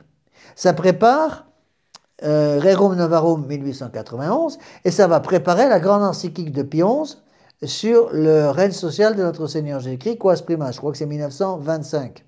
Bon. Mais il y a une deuxième conséquence. Le deuxième point clé de l'encyclique du pape Pie IX, qui est donc la première marche, si vous voulez, de cet escalier qui monte vers le ciel, pour amener les États vers le ciel, la première marche, c'est Quanta Cural le syllabus, et c'est la condamnation de deux choses. C'est la condamnation avec le syllabus, surtout de la séparation entre l'Église et l'État, mais c'est aussi la condamnation de la liberté de conscience. Et ça, on l'oublie. C'est-à-dire que pour empêcher l'Église d'avoir une influence catholique sur l'État, donc pour empêcher l'État de vouloir mettre pour l'État et pour les gens qui vivent dans cet État une ambiance nécessaire pour que les gens puissent se mouvoir dans le bien, qu'est-ce qu'il faut? Il faut séparer l'Église et l'État, couper l'influence de l'Église sur l'État, et il faut instituer la liberté de conscience. La liberté de conscience, elle est partout, hein. Quand on dit à des gamins de maternelle, vous en faites qu'à votre tête, vos parents n'ont rien à vous dire, et si vos parents vous disent quelque chose, ou vous donnent une fessée, vous disent ce qu'il faut faire, vous venez nous prévenir tout de suite, et on va s'en occuper. C'est quoi? C'est la liberté de conscience. La liberté de conscience, c'est ça. La liberté de conscience, c'est le pape Pie IX a très très fort, je n'y reviens pas parce qu'on a déjà expliqué ça en long, en large, en travers. Pour ceux qui ne connaissent pas, qui m'écoutent sur Internet, qui ne connaissent pas ça, allez voir les premières conférences de ce cycle de conférences sur les actes du magistère. La première partie, c'est sur le libéralisme. J'ai expliqué en long, en large et en travers à Quanta Cural le syllabus. Et le pape dit très bien dans le syllabus, la liberté de conscience, c'est une liberté de perdition, une insanité. Eh bien, faites la même chose avec les jeunes, même de la tradition. Demandez-leur, est-ce que l'Église doit être unie avec l'État? Est-ce que l'Église et l'État est-ce qu'il doit y avoir une union entre l'Église et l'État? La plupart des jeunes, même dans la tradition, vont dire non, parce que l'Église, c'est du domaine privé, l'État, c'est du domaine public, et l'Église, en tant que domaine privé, n'a rien à dire au domaine public. C'est là toute l'erreur. Alors qu'il faut une union entre l'Église et l'État parce que l'Église a un droit de regard sur le domaine public, dans le sens que le domaine public facilite ou empêche le salut. Mais si vous posez la deuxième question concernant la liberté de conscience, posez la question aux jeunes de 16-18 ans. qui vont même à la messe traditionnelle. Moi, je l'avais fait souvent quand j'étais à la Fraternité des Sapinistes, poser-leur la question, est-ce que la liberté de conscience est une bonne chose? Je vous garantis que la plupart vont répondre, la liberté de conscience, absolument nécessaire. Et si vous leur dites, le pape Pie IX, en 1864, a condamné la liberté de conscience comme une liberté de perdition, une insanité, ils vous regardent avec des yeux ronds en disant, Pie IX est fou. Ils n'arrivent pas à comprendre, alors que c'est dogme de foi. D'où ça vient ça? Oui, là, il y a une responsabilité des parents. Parce que les parents, qui n'étudient plus, n'ont pas expliqué toutes ces choses à leur progéniture, à leurs enfants. Ils n'avaient peut-être même pas appris eux. Oui, je sais bien, mais c'est le drame. D'où l'importance de l'étude. Combien de fois j'ai dit à des gens que je connais, que je vois de temps en temps, qui viennent entrer, étudier, commencer par le catéchisme que j'ai mis sur la chaîne YouTube. Bon, sur le site dame-marie.net. Bon, étudier le catéchisme. Bon, j'ai pas le temps. Bon, on arrive à pousser parfois, à obtenir qu'il écoute au moins en partie.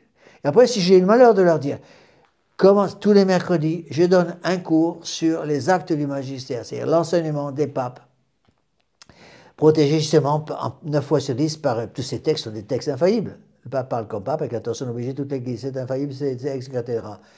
Tout le temps la même réponse, j'ai pas le temps. Vous n'avez pas le temps et après venez vous plaindre que vos enfants ont perdu la foi? Ben évidemment qu'ils ont perdu la foi. Pourquoi? Parce que vous n'êtes plus capable de leur enseigner, vous n'êtes plus capable de donner quelque chose que vous n'avez même plus vous-même. Vous n'avez plus la doctrine, n'ayant plus la doctrine, vous êtes incapable de la donner. D'où nécessité de l'étude. J'avoue que je pousse de plus en plus. Avant, je poussais beaucoup quand je prêchais des exercices sur la nécessité de l'oraison. Je continue de le faire, mais il faut rajouter la nécessité de l'étude. Hein. Parce que l'oraison seule, s'il n'y a pas l'étude avec, on perd son temps. Et c'est là que je me suis rendu compte aussi, je me suis rendu compte très vite comme jeune prêtre, dans toutes les années 79-80, que faire de catéchisme aux enfants, si les parents n'étaient pas convaincus, on perdait notre temps. Parce qu'on n'arrivait pas à 1 heure de catéchisme par semaine, à avoir suffisamment d'influence sur les enfants pour la mettre sur le bon chemin. Et qu'il fallait en fait commencer par le plus important, je disais tout le temps, je me suis toujours dit, je pense toujours la même chose maintenant après presque 50 ans de sacerdoce, le plus important, c'est pas de donner le catéchisme aux enfants, c'est de donner les catéchismes aux adultes.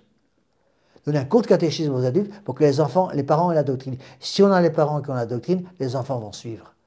Mais si on a les enfants qui ont la doctrine, le catéchisme, mais que les parents ne sont pas là pour les pousser, pour les stimuler, pour les encourager, ça va pas durer longtemps. Ils vont se décourager eux-mêmes et puis ils vont tout promener. Et c'est exactement ce qui se passe aujourd'hui, vous voyez. Et là on le voit très bien avec l'exemple que je vous ai donné tiré de Rorbacher tout à l'heure. On voit toute l'influence, encore une fois, l'exemple que je vous ai donné, c'était Clotaire au VIe siècle, au 5e au 6e siècle. Toute l'influence des évêques sur les princes, c'était pas simplement une influence purement religieuse, c'était une influence religieuse qui allait avoir des conséquences politiques énormes. Qu'est-ce que faisaient les moines quand ces évêques arrivaient dans un coin? Ils fondaient un monastère tout de suite. Première chose qu'ils faisaient dans le monastère. Bon. Ils fondaient un monastère et à côté de ce monastère, il y avait une école. À l'école, les serfs et les fils de seigneurs venaient. Et il n'y a pas de différence. Et je suis sûr qu'il n'y avait aucune différence de traitement. Hein, parce que le gamin, le fils du seigneur ou le fils du serf, quand il fallait recevoir la badine, il recevait la badine. Et puis à l'époque, c'était pas une badine avec un oreiller tout bout. C'est une badine de noisetier, et puis je vous assure qu'il tapait sur les fesses. Hein, et il se fichait complètement de savoir que c'était fils de paysan ou fils de seigneur. Et si le gamin, fils de seigneur, avait le malheur de dire « Je suis fils de seigneur, vous n'avez pas le droit de faire ça », il avait 2 fois plus. Et s'il allait se plaindre aux parents, au Seigneur, le Seigneur, il en remettait une couche, la mère et le père. C'est ça qui a fait le christianisme. C'est ça qui a fait le christianisme. Et moi, j'ai vu, quand j'étais professeur en école, maintenant, c'est l'inverse, même dans les milieux traditionnels. On ne peut plus rien dire aux enfants. L'enfant roi. Exactement, on ne peut plus rien dire aux enfants. Vous voyez C'est un peu ça, un peu ça. Je vous ai donné cet exemple que je donne tout le temps parce que j'ai éclaté de rire. C'est là que j'ai commencé à comprendre l'étendue du désastre quand j'étais jeune prêtre dans la fraternité de Saint-Pédis où ce gamin qui arrive, j'étais à Lille, ce gamin qui arrive au cours de catéchisme pour adultes, qui va me dire bonjour gentiment, il y avait un cours avec tous les enfants du prieuré, qui me dit Monsieur l'abbé, Monsieur l'abbé. Je dis qu'est-ce qui se passe? Monsieur l'abbé, il y a mon papa qui m'a dit de ne pas vous dire quelque chose. Ah bon? Et puis, je dis, ah bon, tiens. Monsieur l'abbé, je vais vous le dire, mais il ne faudra pas dire à mon papa. Il m'a dit qu'il ne fallait pas vous dire qu'on allait prendre nos vacances sur les plages de la Côte d'Azur. Comme ça. Quand j'en parlais aux parents, parce que quand même, dans certains cas, j'en parlais aux parents, les mamans venaient rechercher le gamin. La maman venait rechercher le gamin, et le gamin était à côté de sa maman. Et puis, je disais, parents, alors les vacances, ça se prépare? Oui. Et là, le gamin dit, oui, maman, j'ai dit, voilà, bien qu'on est sur la place de la Côte d'Azur. Je vais là, j'étais un regard noir au gamin. Et le gamin n'allait pas se faire attraper pour les bonnes raisons, il allait se faire attraper parce qu'il avait divulgué quelque chose que les parents ne voulaient pas que je sache. Qu'est-ce qu'on fait avec des gens comme ça? Après, on s'étonnera, ses parents iront s'étonner que leur gamin perde toute sa foi. Bien évidemment, ils perdent toute sa foi. Vous voyez, c'est là où il faut comprendre. C'est des choses que moi-même, je ne comprends pas toujours ça. Quand je lis des encycliques, souvent c'est un peu compliqué au début, c'est cette encyclique que je connaissais mal. Après, j'essaie de faire le lien avec les autres textes qu'on a étudiés. Il ne faut pas oublier le texte de base. Je pense que le texte de base de cette encyclique, c'est Quanta Cura et le syllabus. Quanta Cura et le syllabus, c'est deux choses.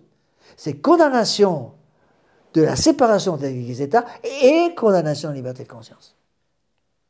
Condamnation de la liberté de conscience. La liberté de conscience, c'est quoi? C'est la liberté religieuse. Hein? La liberté religieuse. Vous en avez la liberté de conscience de Vatican II. Tout Vatican II s'écroule. Tout Vatican II est basé sur la séparation de l'Église et de l'État et la condamnation de la liberté de conscience. C'est pour ça que Vatican II n'est pas catholique. Bien sûr. Mais le problème, ce que vous dites est vrai, le drame, c'est que même dans les milieux catholiques de tradition, encore une fois, que les gens qui m'écoutent sur Internet fassent à l'expérience s'ils veulent, demandez-leur, a-t-on le droit de dire que la liberté de conscience est une liberté de perdition et d'insanité? Vous verrez que même dans les milieux dits catholiques de tradition, la plupart des gens vont vous dire, c'est faux, vous n'avez pas le droit de dire ça. Monsieur, c'est infaillible. P9. Quant à quoi? S'ils disent ça, il faut leur dire, vous n'êtes pas catholique. Eh bien oui. Mais le problème, c'est que quand je suis dans les milieux sévacantistes, c'est relativement plus facile, mais les pauvres prêtres qui sont dans les milieux de la fraternité sacerdotale Saint-Pédis, on ne peut même plus dire ça aux fidèles. On ne peut même plus dire ça aux fidèles parce que les fidèles n'acceptent plus cette doctrine. Et j'ai entendu une conférence qui était très intéressante d'ailleurs d'un monsieur d'ailleurs que vous devez connaître parce qu'il allait à la messe, j'ai oublié son nom, il allait à la messe, il allait parfois à la messe, je ne sais pas son nom, chez l'œuvre de l'Étoile. Et il disait, la Fraternité Saint-Pédis, c'est une société qui fait des tièdes, des catholiques tièdes, il expliquait très bien, et il expliquait justement que les sermons des prêtres étaient toujours sur des sujets non polémiques. Et on parle des petites fleurs dans le paradis, des joies du paradis, des petits anges et tout ça. Mais il suffit. Imaginez un prêtre dans la fraternité. Moi, j'étais fraternité Saint-Pédis pendant 35 ans. Si je disais en chair, de façon très forte, en citant Pie IX, la liberté de conscience, une liberté de perdition et une insanité, j'avais des plaintes qui remontaient tout de suite au supérieur. Les plaintes des fidèles. L'abbé est trop fort, l'abbé est trop ferme. Et 9 fois sur 10, les supérieurs nous disaient, il ne faut plus parler de ça. L'abbé est trop catholique. Et voilà, et c'est ça le drame. Vous voyez? Donc quand vous dites que ces gens-là ont perdu la foi, c'est vrai. Mais le problème, c'est que même dans les milieux catholiques, c'est comme ça. Et regardez les difficultés qu'ont les gens. Moi, je l'ai encore vu, j'en ai encore discuté aujourd'hui avec quelqu'un au téléphone. Mais quand les gens me posent ces questions, je me rends compte qu'ils n'ont pas de doctrine. Je dis, mais bon sang, bonsoir. J'ai mis un cours complet sur les actes du magistère qui est sur la chaîne YouTube et sur le site dame-marie.net. Travaillez ces cours. J'ai pas le temps. Il me semble qu'il y a un cours où vous dites on ne peut pas être catholique à 95%. Eh bien, exactement. Ça a été dit. Eh bien, c'est bien. C'est la vérité. Mais oui, mais le problème, c'est que... Mais Mais c'est ça le drame. C'est ça le drame. Le drame, pour moi, il est là. Le drame, il est là. On se rend compte de plus en plus à quel point, même nos fidèles parfois ont du mal. Bon, je reconnais que dans les milieux sédévacantistes, c'est un peu plus facile. Il y a quand même un peu plus de conviction. Mais... Et de rigueur. Hein? Et de rigueur. Oui, c'est sûr. Bon, il y a quand même... Ça tient un peu plus la route au niveau de l'éducation des enfants, etc. D'accord? Voilà, écoutez cette phrase qui est j'ai mis en rouge justement quand j'avais déjà lu cet encyclique il y a des années, il était quelque part dans mon ordinateur, caché sur le disque dur, et je mets toujours en rouge les parties clés. Et c'est une partie clé là. Voilà ce que dit le pape Léon XIII. De même qu'il n'est permis à personne de négliger ses devoirs envers Dieu, et que le plus grand de tous les devoirs est d'embrasser d'esprit et de cœur la religion, non pas celle que chacun préfère, mais celle que Dieu a prescrite, et que des preuves certaines et indubitables établissent comme la seule vraie entre toutes. Ainsi, les sociétés politiques ne peuvent sans crime se conduire comme si Dieu n'existait en aucune manière, ou se passer de leur religion comme étrangère et inutile, ou en admettre une indifféremment selon leur bon plaisir. C'est l'indifférentisme là, qui est condamné. Et donc, il y a le devoir grave pour l'État, dit le pape Léon XIII, de chercher où est la vraie religion et permettre qu'elle soit enseignée à tous les gens qui habitent dans l'État. Vous voyez? Et c'est ça le règne social de notre Seigneur Jésus-Christ. Alors là, c'est intéressant, parce que comment s'appelle la science qui explique justement qu'il est raisonnable de croire? Comment s'appelle la science qui dit qu'il est raisonnable que les sociétés publiques se conduisent en suivant Dieu, et qu'on ne peut pas accepter une société politique qui se conduise comme si Dieu n'existait en aucune manière, ou qui se conduise comme si la religion était étrangère ou inutile, ou qui se conduise en disant qu'il était indifférent de suivre n'importe quelle religion. Comment s'appelle cette... C'est l'apologétique. C'est pour ça que j'avais pensé commencer un cours d'apologétique. Mais je vais finir les encycliques. Hein? Apologétique. L'apologétique, c'est ce qu'on appelle la théologie fondamentale, c'est pareil. Parce que il y a la philosophie qui est raisonnable, on apprend à utiliser sa raison, et aussi la théologie. La théologie, c'est la lumière divine. On peut être un bon philosophe sans être catholique. Bon, un des meilleurs philosophes, c'était Aristote sur beaucoup de choses, c'est un païen. Bon, on peut être philosophe, bon philosophe sans être catholique. La foi catholique va aider, mais on peut être bon philosophe sans... Et il y a quelques bons philosophes qui ne sont pas catholiques. Par contre, on ne peut pas être théologien sans être catholique.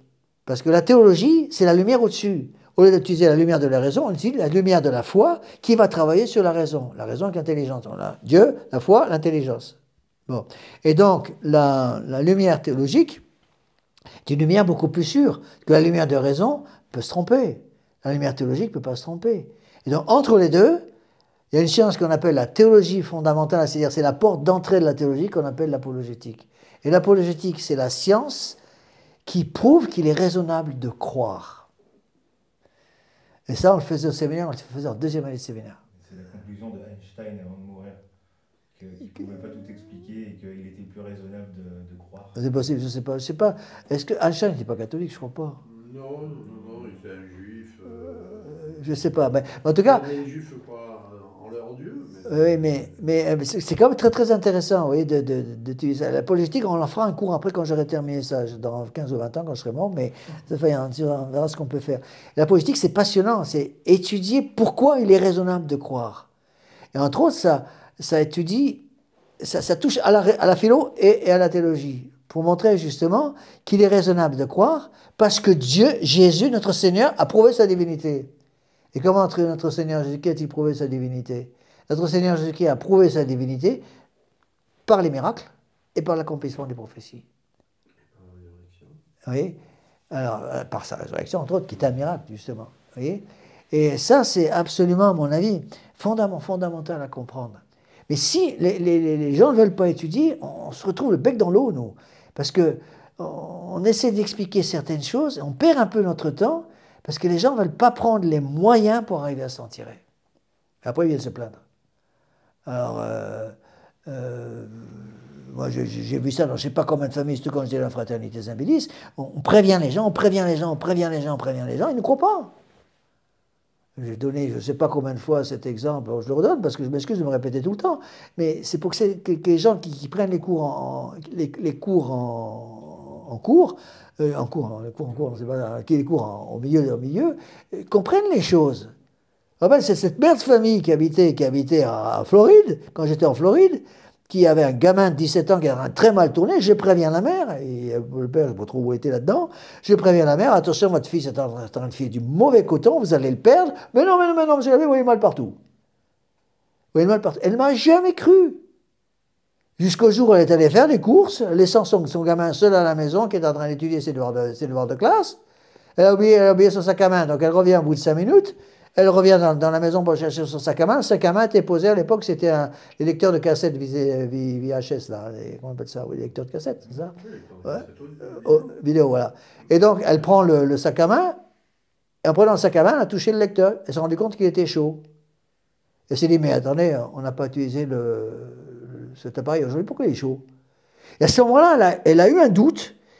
Elle a commencé à comprendre qu'il y avait quelque chose qui n'allait pas. Elle a appuyé sur le bouton éjecte et est sortie une cassette porno. Et son gamin était en train de regarder la porno. Elle est venue me voir en pleurs, en me disant, monsieur l'abbé, vous aviez raison.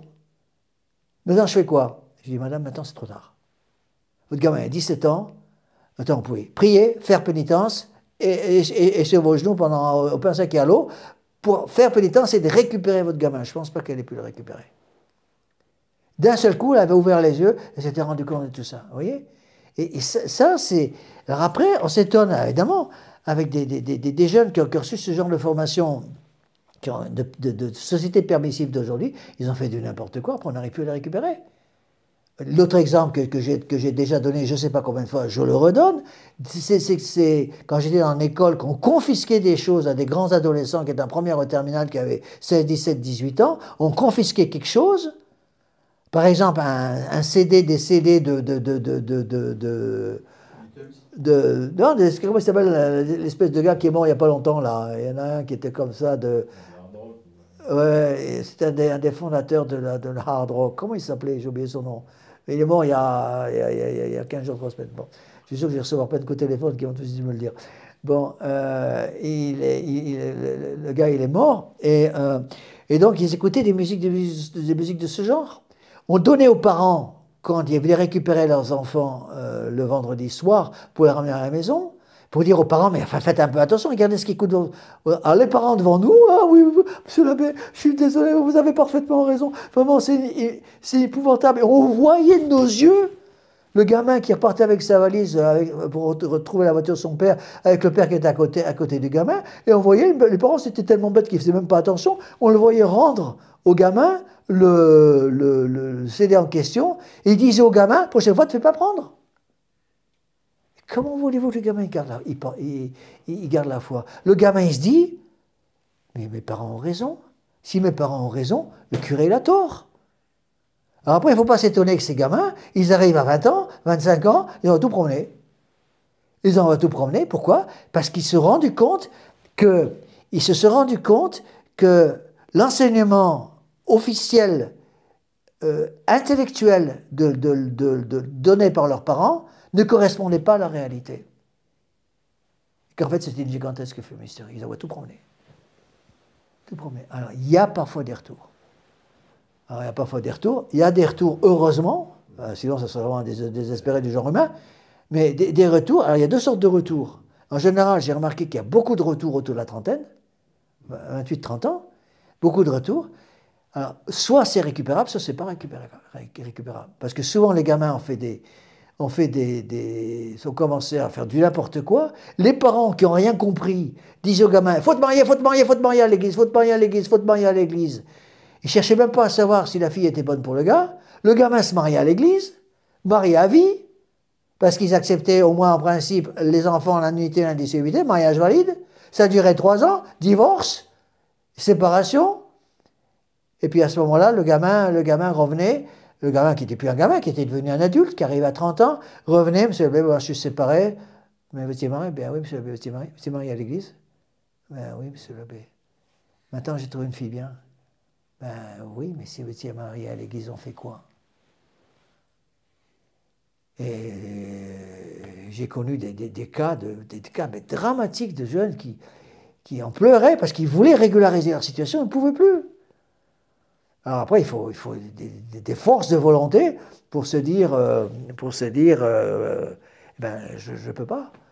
Alors quand c'est des gens qui ne sont pas plus âgés, parfois il faut exiger qu'ils vivent comme frères et sœurs parce qu'ils ont été mariés religieusement une première fois.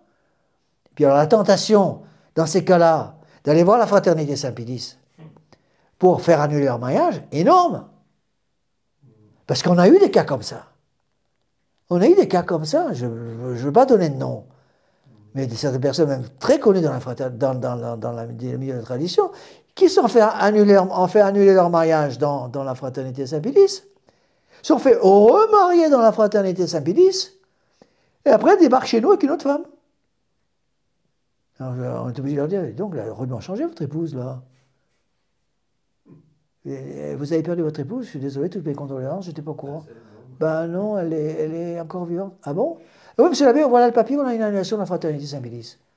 Non mais attendez, le mariage est indissoluble, monsieur. Alors, vous voulez venir à la messe ici chez nous?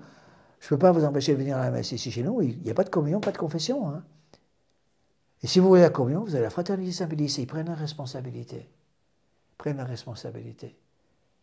Vous voyez? Et je veux dire ce que ça peut aller, parce que ça, c'est un bon conseil qui m'avait été donné. Moi, j'ai eu un cas comme ça quand j'étais en Nouvelle-Zélande. Des gars qui ont été remariés par un prêtre, donc mariés religieusement, démariés par un prêtre traditionnel de Nouvelle-Zélande qui habitait à Auckland, qui était très connu, très vieux, très âgé, qui les a remariés. Et après, ils ont commencé à revenir à la messe chez nous. Et ils ont eu un gamin. Les parents viennent se présenter à moi. Est-ce que vous pourriez baptiser le gamin? Je savais que les parents étaient mariés, avaient été une annulation de mariage. Donc on leur avait dit, parce que là-bas les prêtres étaient un peu fermes, c'était leur fraternité, mais ils étaient fermes. Dit, vous ne pouvez pas communier, vous pouvez venir à la messe, mais pas de communion, pas de confession, parce que vous êtes déjà mariés. Moi, j'ai baptisé le gamin. Parce que je me suis dit, c'est comme pas la faute de ce pauvre gamin. Ben, je me suis fait attraper avec raison par un supérieur de la fraternité qui avait encore du bon sens, qui a dit, vous n'auriez pas dû le faire, parce que vous auriez dû renvoyer les parents avec le gamin au prêtre qui les a mariés une deuxième fois pour qu'il fasse le baptême. Et que ce n'est pas vous qui preniez la responsabilité. Bon, moi, on est d'accord, on n'est pas d'accord, parce que je trouve que ce n'est pas la faute du gamin. Mais enfin, bon, c'est pour montrer jusqu'où ça peut aller. S'il demande, à condition d'être sûr, encore une fois, là c'est une question de logique. C'est que puisque ses parents n'ont pas fait confiance dans leur supérieur légitime, je dirais, de la fraternité, à l'époque c'est la fraternité, il y avait comme encore des prêtres qui étaient, c'était il y a longtemps, hein, qui étaient assez fermes.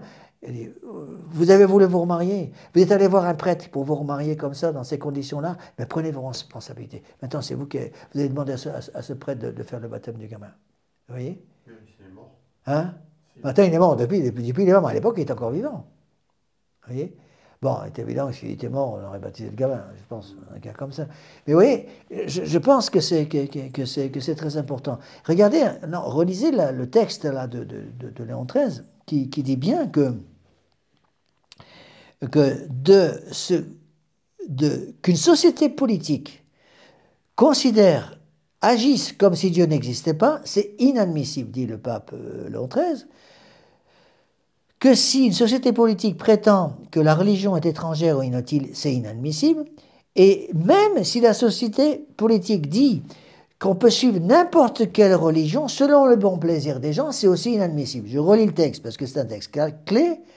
Il n'est permis à personne de négliger ses devoirs envers Dieu, et le plus grand de tous les devoirs est d'embrasser d'esprit et de cœur la religion, non pas celle que chacun préfère, mais celle que Dieu a prescrite et que des preuves certaines et indubitables établissent comme la seule vraie entre toutes. Ainsi, les sociétés politiques ne peuvent sans crime se conduire comme si Dieu n'existait en aucune manière, ou se passer de la religion comme étrangère ou inutile, ou en admettre une indifféremment selon leur bon plaisir.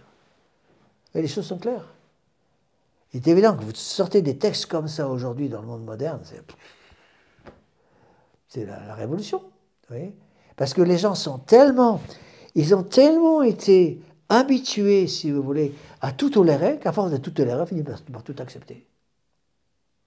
Vous voyez, d'où l'importance, encore une fois, j'insiste pour tous ceux qui m'écoutent sur Internet, l'importance de l'oraison, bien sûr, mais aussi l'importance de l'étude. Hein. Étude et oraison, un des conseils que je donne maintenant systématiquement en fin de retraite, maintenant, c'est au moins minimum 1 heure d'étude de la doctrine toutes les semaines.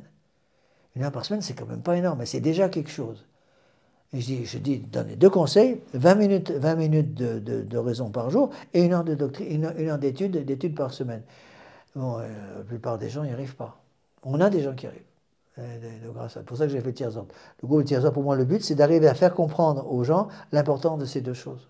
Je vous assure que quelqu'un qui prend le temps, et c'est pas évident, hein, surtout dans le monde moderne, il y a tellement de pertes de temps, tellement de choses à faire, tellement de trucs à faire, qui prend le temps de venir 20 minutes chez lui ou devant le Saint-Sacrement pour faire sa méditation tous les matins, il garde la foi. Hein.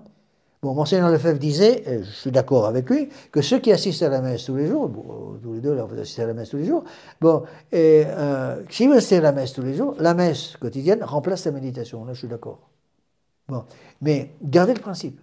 Gardez le principe des 20 minutes où la messe basse, c'est 35-40 minutes. Bon, gardez le principe.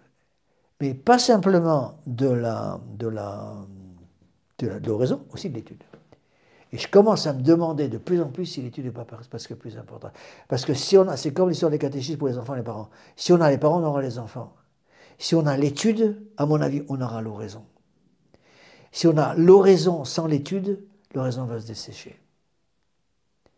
L'étude, quelqu'un qui étudie les textes pontificaux. L'étude est importante, mais il faut les 2. Pour les parents, là où c'est compliqué, c'est qu'à partir de certains âges, c'est difficile de retenir. Ah, je sais bien. Donc, mais vous n'êtes pas le seul, moi aussi, j'oublie des tas de trucs. On est obligé de travailler, moi je suis obligé de travailler constamment. Les cours, si je ne les prépare pas, je suis incapable de les donner. Hein. J'oublie des tas de choses, je recherche des choses, j'ai lu ça quelque part dans Orbagem, où je l'aurais pu retrouver. Vous voyez? Et le problème, c'est que la société moderne dans laquelle on vit pousse les gens à la superficialité, à la tiédeur. Ben oui, il n'y a qu'à voir TikTok. Ben oui, c'est ça. Ça dure 3 secondes, voilà. C'est pas intéressant. Oui, donc, attention. Alors, je vais finir ce paragraphe-là. En honorant la divinité. Donc, de qui il parle là les sociétés politiques. Voilà. En honorant la divinité, les sociétés politiques doivent suivre strictement les règles et le mode suivant lesquels Dieu lui-même a déclaré vouloir être honoré. Il n'y a pas simplement croire en Dieu, pas simplement honorer Dieu, mais honorer Dieu tel que Dieu veut être honoré. Ça ne suffit pas de croire en Dieu. Je crois en Dieu. Oui, est-ce que vous l'honorez tel qu'il veut? Je crois en Dieu, très bien. Dieu, il a dit, un seul Dieu t'honorera et aimera parfaitement, tu n'auras pas d'autre Dieu en ma présence. Je crois en Dieu, mais Dieu a dit, tu ne mentiras pas. Je crois en Dieu, mais Dieu a dit, tu ne tueras pas, etc. On reprend tous les commandements. Ce n'est pas simplement croire en Dieu. Il faut la pratiquer la foi. Rappelez-vous ce que disait Saint Jacques, la foi sans la pratique de la foi, c'est une foi morte. Donc voilà ce que dit le texte. Donc, les sociétés politiques doivent suivre strictement les règles et le mode suivant, lequel Dieu lui-même a déclaré vouloir être honoré. Les chefs d'État doivent donc tenir pour saint le nom de Dieu et mettre au nombre de leurs principaux devoirs celui de favoriser la religion, de la protéger de leur bienveillance, de la couvrir de l'autorité tutélaire des lois et de ne rien statuer ou décider qui soit contraire à son intégrité. Il faudrait dire ça, M. Macron. Et cela, ils le doivent aux citoyens dont ils sont les chefs. Tous, tant que nous sommes, en effet, nous sommes nés et élevés en vue d'un bien suprême et final auquel il faut tout rapporter, placer qu'il est aux cieux, au-delà de cette fragile et courte existence. Rappelez-vous le principe et fondement. L'homme a été créé pour louer, honorer, servir Dieu, sauver son âme. Puisque c'est de cela que dépend la complète et parfaite félicité des hommes, il est de l'intérêt suprême de chacun d'atteindre cette fin, Comme donc la société civile a été établie pour l'utilité de tous, elle doit, en favorisant la prospérité publique, pourvoir au bien des citoyens de façon non seulement à ne mettre aucun obstacle, mais à assurer toutes les facilités possibles à la poursuite et à l'acquisition de ce bien suprême et immuable auquel ils aspirent eux-mêmes. La première de toutes consiste à faire respecter la sainte et inviolable observance de la religion dont les devoirs unissent l'homme à Dieu. Et c'est là où on comprend l'importance des exercices Saint-Ignace. Quand vous commencez les exercices Saint-Ignace, vous avez devant vous les gens qui viennent sur les retraites, il y a des païens là-dedans. Ça arrive régulièrement, j'ai des gens qui ne croient pas en Dieu, ou qui sont païens, qui n'ont pas été baptisés, qui n'ont pas pratiqué pendant des années. Première phrase des exercices. L'homme a été créé pour louer, honorer, servir Dieu et sauver son âme. Point, barre. C'est comme ça. Et j'explique, l'homme a été créé, donc il est créature. S'il est créature, ça veut dire qu'il y a un créateur. Si un créateur, c'est le créateur est au-dessus, la créature est en dessous, c'est en général comme ça que ça se passe. S'il y a un créateur, le créateur a des droits. Si je suis créature et que mon créateur a des droits, ça veut dire que moi j'ai des devoirs. Donc ce créateur a le droit de me donner un mode d'emploi des puissances de mon âme.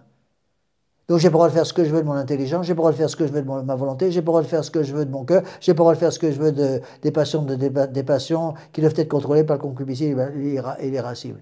Et j'ai eu des gens, aux États-Unis, ça arrivait, des gens qui partaient. Je ne peux pas supporter ça. C'est la Bible, vous n'avez plus le droit de dire ça, on n'est plus au Moyen-Âge. Et alors? Et Dieu a changé? Notre Seigneur Jésus qui l'a changé, il faut changer la loi du bon Dieu. Vous voyez? C'est pour ça que c'est très important pour moi de faire comprendre ces choses-là. Encore une fois, ce n'est pas des choses faciles, ce sont des encycliques qui sont difficiles. J'avoue que j'ai plus de mal à expliquer ces encycliques que d'expliquer les encycliques, par exemple, de Pie IX ou de Saint Pie X, hein, sur le modernisme. Voilà, on va arrêter là parce que c'est déjà l'heure. Donc, si Dieu veut, prochain cours le mercredi prochain. Donc, je rappelle que tous ceux qui veulent venir le 15 août, qui m'écoutent sur Internet, ils sont bienvenus. Encore une fois, mais inscrivez-vous pour qu'on puisse nous organiser. Maintenant, on arrive vraiment à 10 jours, même pas, on est combien? Même pas 10 jours, c'est ça? 10 jours du 15 août. Il faut qu'on puisse s'organiser au niveau des préparations du repas. Bon, on a un monsieur qui va nous faire le repas. Ça sera offert par l'association d'Anne-Marie, donc qui offre le repas à toute la paroisse. Bon, vous avez des gens qui s'inquiètent, vous savez, moi j'ai pas d'argent. Je ne peux pas vous payer le voyage, mais si vous voulez venir, vous êtes bienvenue. Mais je ne peux rien donner, ben, vous donnerez une pièce de 10 centimes. Voilà, vous ferez croire que c'est une pièce d'or, comme ça tout le monde croira que vous êtes un gros donateur. D'accord, mais ça c'est important. Voilà, on va terminer par une prière. Au nom du Père, et du Fils et du Saint-Esprit, ainsi soit-il. Je vous salue Marie, pleine de grâce, le Seigneur est avec vous.